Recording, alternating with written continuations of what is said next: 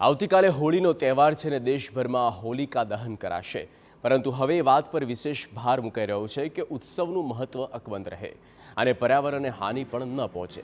આ અંતર્ગત વૈદિક હોળીનું મહત્વ હવે વધી રહ્યું છે। હોળીના ઉત્સવમાં વધારે વૃક્ષોનું નિકંદન ન નીકળે અને પર્યાવરણને પણ ફાયદો થાય તે દિશામાં પ્રયાસ થઈ રહ્યા છે। આ વખતની હોળીને કોર્પોરેશને વિશેષ બનાવી। કોર્પોરેશને 7 ઝોનમાં 14 જેટલી જગ્યાએ વૈદિક હોળીનું આયોજન કર્યું। पर्यावरण सुरक्षित राखवा माटे परंपरागत होली करता वैदिक होली पर विशेष भार मुकायो छे, जेमां होली दहन माटे लाकडाना बदले गायना गोबरना छाणा अने तेमांथी बनेली स्टीकनो उपयोग कराशे। जतन करવું આપણી તમામની ફરજ છે। એટલા માટે અમદાવાદ મહાનગરપાલિકા સંચાલિત બાકરોલ ગૌશાળા અને દાણીલીમડા ગૌશાળાની અંદર આ વખતે અમે 6 મહિના પહેલાંથી જે ગાયના ગોબરમાંથી સ્ટીક બનાવવામાં આવે છે અને છાણા બનાવવામાં આવે છે।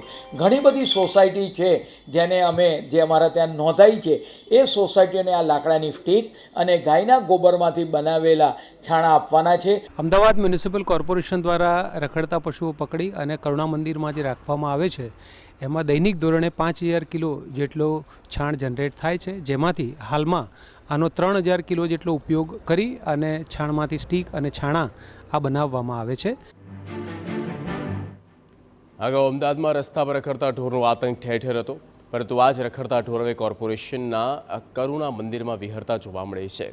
કોર્પોરેશન દ્વારા ગાયોના છાણનો ઉપયોગ કરી સ્ટીક અને ઉપલા બનાવવાનું નક્કી કરાયું। કરુણા મંદિરમાં રોજનું 5000 કિલો છાણ ઉત્પન્ન થાય છે।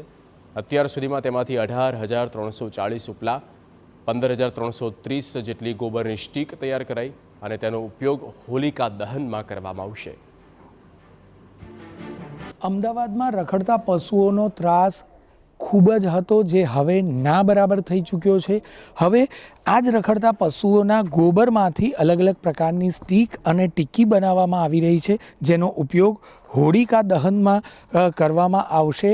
અલગ અલગ ઝોનમાં, અમદાવાદના દરેક ઝોનમાં એક આધ્યાત્મિક સ્થળ અને આ ધાર્મિક સ્થળ સિવાય ઉપરાંત અન્ય એક સોસાયટીમાં પણ વૈદિક હોળીનું આયોજન કોર્પોરેશન દ્વારા કરવામાં આવ્યું છે, જે વૈદિક હોળીમાં મોટી સંખ્યામાં લોકો જોડાઈ શકે। અત્યાર સુધીમાં 15300 જેટલી ટિક્કી અને 18400 જેટલી સ્ટીક બનાવવાનું કામ CNCD વિભાગ દ્વારા કરવામાં આવ્યું છે, જેને પેકિંગ કરીને અલગ અલગ જગ્યા પર જ્યાં વૈદિક હોળીનું આયોજન કરવામાં આવ્યું છે તે વૈદિક હોળીની જગ્યા પર પહોંચાડવામાં આવશે।